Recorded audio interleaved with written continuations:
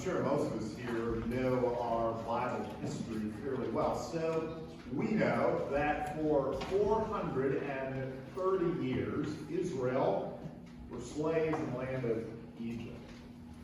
Egypt had created a great empire. They were a symbol of power. They exposed great splendor that was breathtaking. Their temples were dazzling with gold and great artwork. Their king, Pharaoh, was considered a god, and he was dressed in the finest clothes that you could imagine. His entourage exuded power and majesty. The pyramids, which still exist today, were considered among the seven wonders of the ancient world and are still wonders today, demonstrating the ability, the architectural power of that empire. And in the middle of this amazing kingdom was this group of people known as the Hebrews. They were essentially hopeless slaves, serving the empire, building the great cities of Pithon and Ramses. They essentially were abused, degraded. They had absolutely no political clout and were pretty much feeling hopeless. Now, if somehow you could transport yourself back to that scene or just reflect on it as you consider this circumstance, whom would you have said were the people that God favored? Was it those enjoying the world the best had to offer, or the slaves constructing the great cities? Maybe I could put it another way. Whose God do you think was most powerful? Was it the gods of the Egyptians displayed in their oversized statues covered with gold and precious gems? Or was it the invisible God of the powerless Hebrews? Well, I think any observer of that day, any scientist looking at the evidence in front of them, would have certainly considered that Egypt was in fact the people that God favored, and the gods of Egypt were the ones that you should certainly follow. But then, of course, came the lesson of the 10 plagues. And suddenly there was water turned into blood. Mosquitoes, frogs, and finally the great climactic death of the firstborn. And all of a sudden, Pharaoh's claim to power, the Egyptian gods that looked so amazing, were devastated by the sovereign power of the God of his Hebrews. And in fact, it was his power that was demonstrated as great. You see, what we see is not necessarily an accurate perception of reality. Let me say that again. What we see with our eyes is not necessarily an accurate perception of reality. Now we're 600 years later, 600 years after the freeing of the slaves from their Egyptian bondage. And Israel is now struggling kind of again with who is the greatest God. King Ahab and his powerful wife, Queen Jezebel, have brought Baal worship into Israel with great force. Now, Baal worship had always been a snare to the people of Israel because Baal was the god of rain and fertility. And when you come or live in an agricultural society, you'll do anything you can to make sure your crops are good. And so Baal had always been a temptation to the Jews. I'm sure the popular book of the day was Baal-Driven Life. But the thing is that everybody was jumping on board the bandwagon. And if you didn't, you weren't looked at simply as old-fashioned and out of date. You were aggressively persecuted for your failure to follow what was being done. Elijah comes onto the scene, and as we saw, he announces to King Ahab there will be no rain until he gives the word, and for 3.5 years, not a single drop fell out of heaven. 4 rainy seasons, not a drop of rain. And neither Baal, the so-called god of rain, nor King Ahab, nor Queen Jezebel could intervene to counteract the power of God. And God is about to display his power in a very visible and dramatic way, and we're going to see that next week.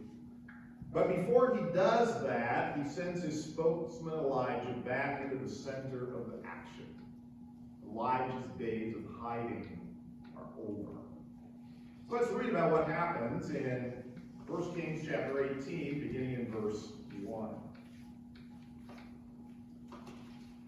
After many days, the word of the Lord came to Elijah in the 3rd year, saying, Go show yourself to Ahab, and I will send rain upon the earth.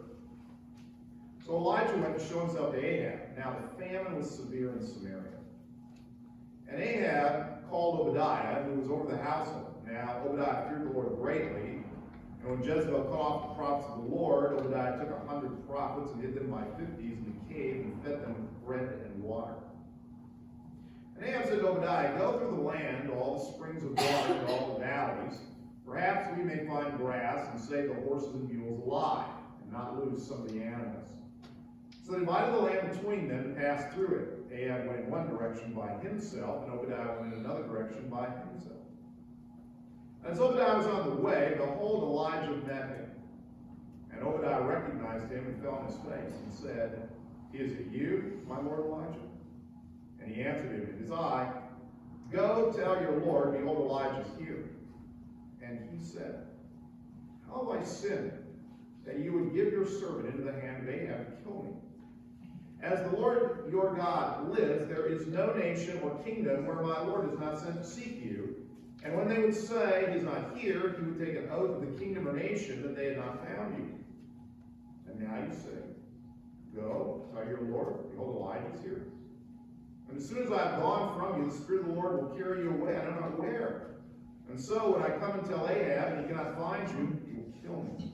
Although I, your servant, feared the Lord from my youth. Has it not been told, my Lord, what I did when Jezebel killed the prophets of the Lord? How I hid 100 men of the Lord's prophets in 50s in a cave and fed them with bread and water? And now you say, Go tell your Lord, behold, Elijah is here.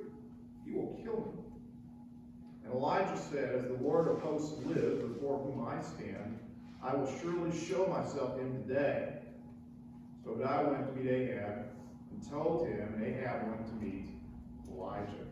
Well, Elijah returns to Israel. Now, I'm sure it was something of an emotional thing for him. He had undoubtedly grown attached to his widow and her son. He had been there about 2.5 years, and he watched the boy grow up. He raised him from the dead. He had probably become very attached to these people. Not only that, he knew that going back and facing Ahab and Jezebel was not going to be a pleasant experience. But as always, Elijah obeys what God tells him to do, no matter how challenging it may be. Now, as he walks into Israel, he recognizes that the effects of the drought have been very profound. The words at the end of chapter 2 seem a little ridiculous, almost, doesn't it? It says, Now the famine was severe in Samaria. Well, after 3.5 years of no rain, what in the world would you expect? The effects of the drought undoubtedly were severe. But I think those words are there because, to some degree, they reflect the shock that Elijah experienced as he walked into the land and saw its devastation. I mean, he knew what he had prayed for, but maybe he didn't totally realize how devastating it had been. He'd been over there in Zarephath. It's likely, or it's possible, that the famine was not quite as severe there. At least they were closer to water. They were on the Mediterranean Sea. Maybe water and the drought wasn't quite so intense. But now as he walks back into Israel, and he sees the fields are unplowed and covered with dust, as he may have walked past a few people on the road and saw their emaciated bodies suffering from starvation, a little more than skin and bones, he realized in a very powerful way how intense this punishment of the Lord has been. But more than the physical effects, certainly Elijah hoped for and prayed for the spiritual effect. The people of Israel, as they experienced this drought and experienced all the deprivation that was a result of it, must have been impressed that God, the God of Israel, the God of the Jews, the God of the Hebrews, he was much stronger than Baal, who was supposedly the god of rain. Jezebel had acted very viciously. She had killed many of the preachers that had been left in the land. Now that was pretty extreme. After all, Jezebel is a foreign princess. She's a Phoenician. And when you're a foreigner and you kill off the native clergy, people don't react too well to that. But she couldn't get to Elijah. The prophets of Baal were completely ineffective in turning this whole thing around, and probably these prophets and preachers that they were encouraging the people to turn back to the worship of God, and so she struck out against them. And all of this likely would have left a very bad taste in the mouths of the people and prepared them for what was about to happen. And so with all these events converging, God in his perfect timing now sends Elijah back, and his purpose is to set this great contest that I said we'll talk about next week. And onto the scene comes this guy named Obadiah. And that is the first person of significance that Elijah meets, according to the text. Now, be sure to understand Obadiah, this is not the Obadiah that wrote the book of the Minor Prophets. This is another guy with the same name. And we see in verse 3 some things about his character. First of all, we notice that he's described as one who feared the Lord greatly. He is a devout believer. What that essentially means is he did not follow into Baal worship. He did not participate in that along with many others in the country who did. But I want you to see that because of what I'm going to say about him in a moment. And I think it's important that we understand that he's defined here in the text as a believer. His name literally means the servant of the Lord, and like Elijah, I think that indicates he had godly parents who gave him a name that was significant and probably raised him up with spiritual values that he continued to carry on into his life. And then we see his actions. I mean, when Jezebel was killing off the prophets, he took 100 of them and hid them in caves in 2 groups of 50 and fed them with bread and water, which was not an insignificant thing to do in a time of drought and famine. But despite these good qualities, it seems to me that Obadiah is something of a compromiser when it came to his stand for the Lord. And I believe that for several reasons. Number one, because he retained his high position in the court. He is the head of the household for Ahab and Jezebel. That means that he was the guy who oversaw the running of their palace. And essentially, he was an aide-de-camp to Ahab, and therefore an advisor, a close associate. I mean, after all, Ahab's going to entrust him with going out and finding feed for the animals. So he obviously holds this high position. And it seems to me unlikely that Jezebel, with her vicious attitude towards anyone who is a follower of God, would have allowed anyone who had that kind of, knowing he had that kind of attitude, should have maintained him, retained him in the palace. I think it's likely that he kept kind of quiet about his religious views. His attitude was probably, don't make waves, fit in, don't stand out. Secondly, I see his attitude towards Elijah as he meets him. He recognizes him immediately. I don't quite know how that is possible. It may be that he knew Elijah before, but it sort of seems like in chapter 17, Elijah sort of appears out of nowhere. But it's possible that Obadiah had some contact previously. And maybe he was with King Ahab when Elijah sort of jumped out and made his statement about no rain, and so he recognized him from that. Or it may be that he simply recognized him from Ahab's description. Whatever it is, he recognized him, but even though he recognizes him, he doesn't really greet him very warmly.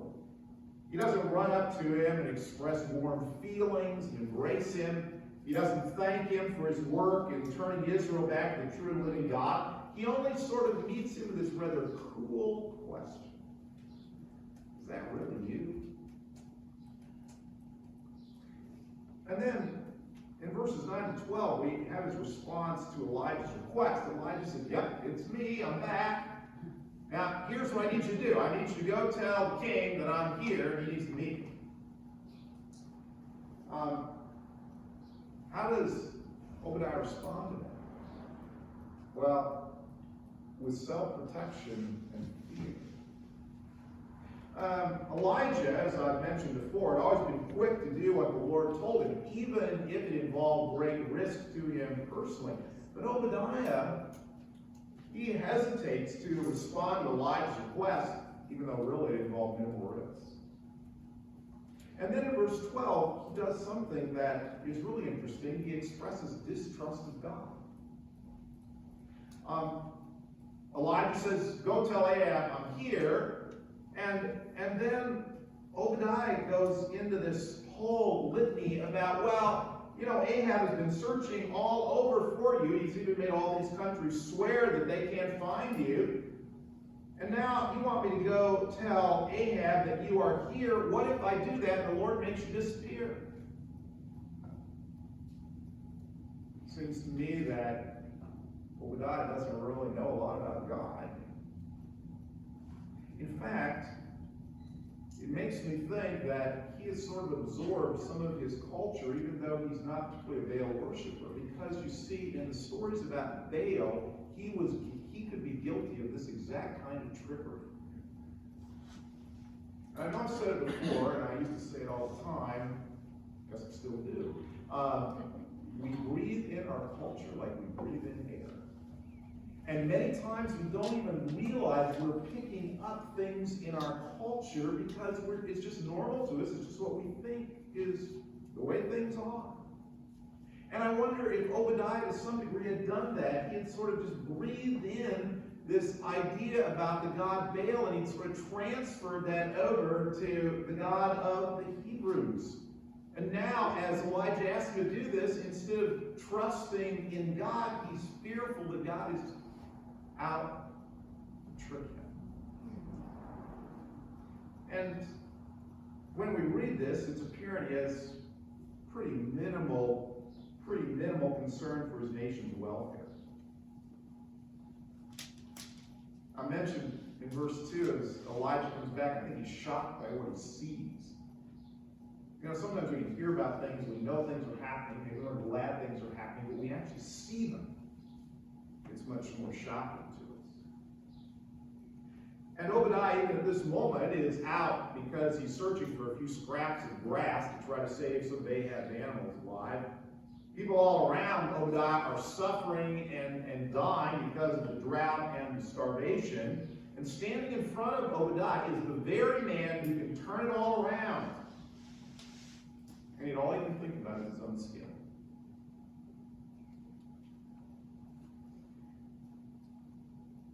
It's interesting then in the last part of verse 12 and the first part of verse 13, after he says these things, it's almost like he stutters.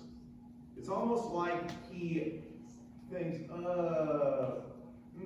maybe I need to impress Elijah what a good boy I've been.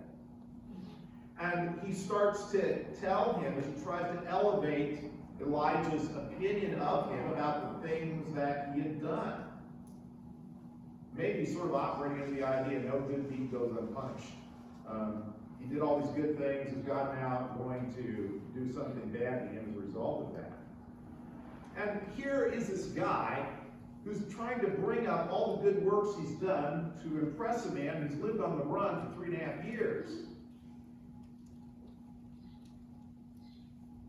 Because of all this, it seems to me that Obadiah has sacrificed his testimony for personal gain and position.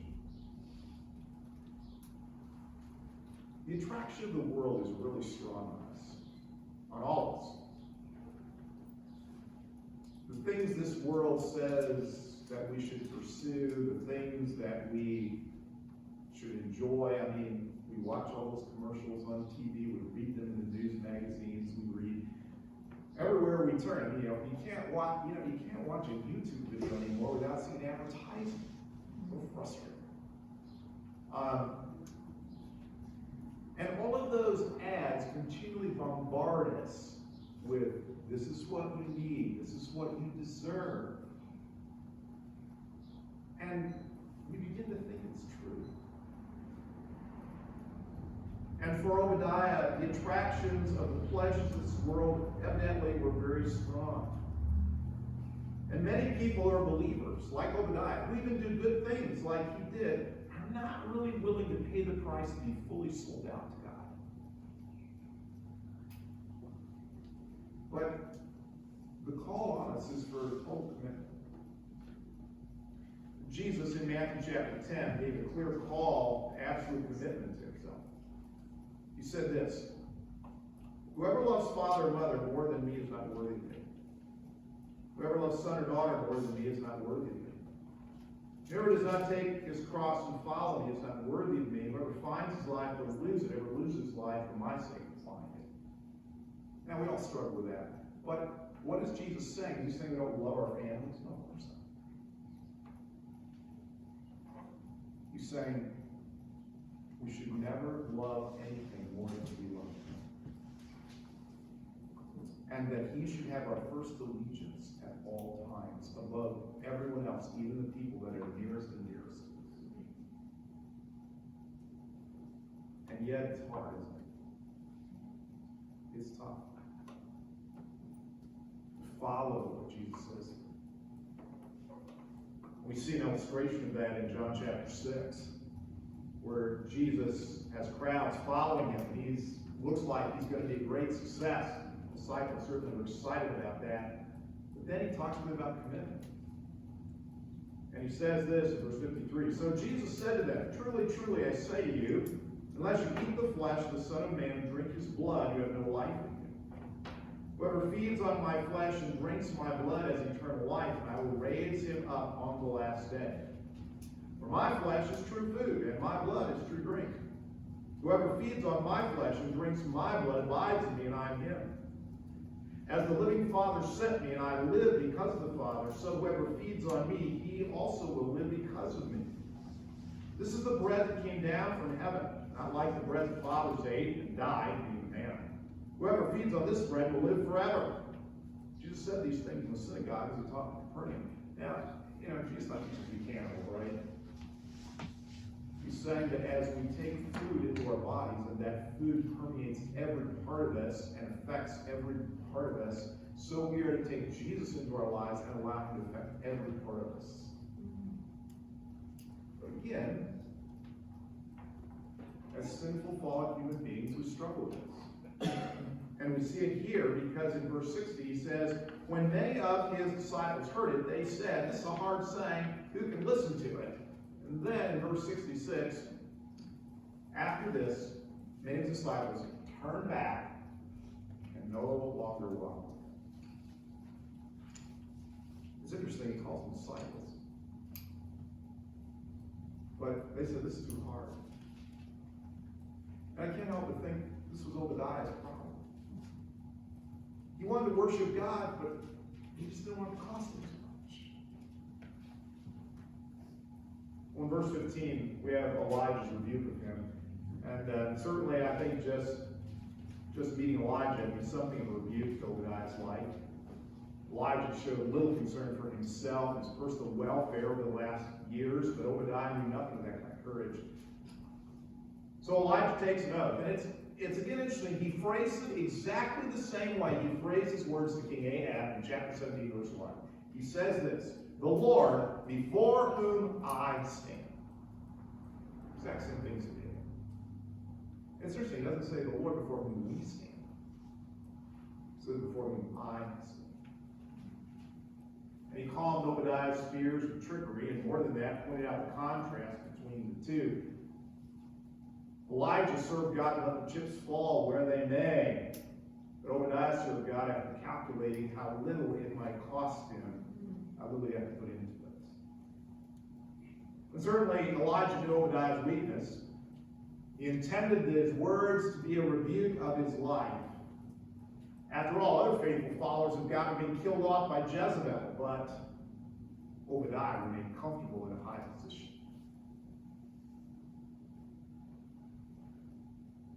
And finally, Obadiah does what Elijah asked him to do.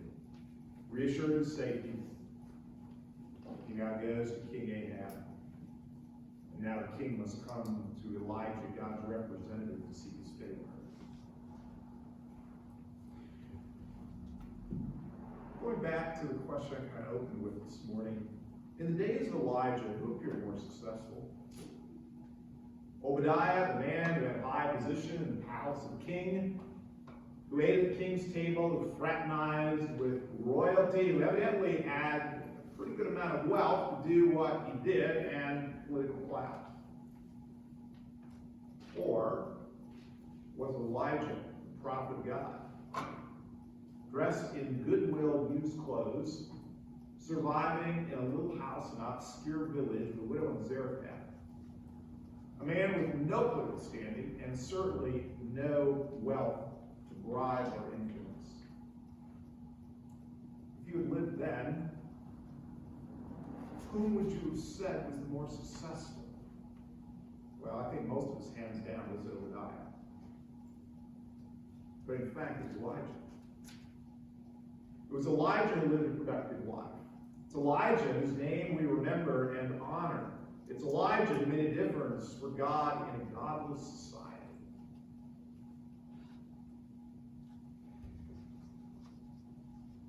You know, it's been mentioned briefly, but I have lived to see something I thought I would never live to see. On Friday, the Supreme Court overturned Roe versus Wade. Now, I don't consider myself an optimist or a pessimist, though my wife says I'm an optimist, but I think she's wrong. But I think I'm a realist. I'm a realist about life. And realistically, I can tell you, I never saw that happen. I thought it will never happen. The battle has to be in the States. We have to fight there. But I was wrong. First time ever happened. But now don't ask my wife. Don't fact check me on that. And I've thought about this, you know, and I'm sure you have too. I think of all those years, there were all these unnamed people who marched. In fact, I have to tell you, I find it a little bit humorous at the reaction of the other side, because what they're doing now is totally in fact, worse in some ways, what the pro-life people were doing, and they mocked them for that. But there were all these people, unnamed for the most part, some who actually spent time in jail because of their willingness to stand for the unborn. So I've asked myself, you know, all that they did, all that praying and all that we did, God answered. Not when we wanted him to, but when he wanted to. And I know the fight against abortion is not over by a long shot. I'm not naive about that at all. And yet I think this is a great step forward, one I thought I would never see. And it's all because of people that just gave themselves to it sacrificially, whose names are known only to God. And I think that's why Paul wrote these words in 1 Corinthians 1. For consider your calling, brothers. Not many of you are wise according to worldly standards. Not many were powerful. Not many were of noble birth. pretty much describes us, doesn't it? If God chose what is foolish in the world, shame the wise. If God chose what is weak in the world, shame the strong. If God chose what is low and despised in the world, even things that are not, to bring to nothing things that are, so that no human being might boast in the presence of God. It's so easy to look at those in high position and say that's the successful ones, but in fact, God often uses the people and the things that are despised by the world and laughed at by the world to accomplish his purpose. And while Elijah went on to do many other great things for God, as we'll see, we never hear about Obadiah again. My hope is that because of Elijah's rebuke, he sold out to God, and maybe as a result, he ended up losing his position. But if you want to make an impact on your little piece of the world, if you want to make a difference for the kingdom of God, it's not by gaining wealth and power and clout. It's by doing every day what God calls you to do. Faithfully, without hesitation. Because we all want to be Elijahs, not Obadiahs. We all want to make an impact, not be forgotten by God. Let's pray. Lord,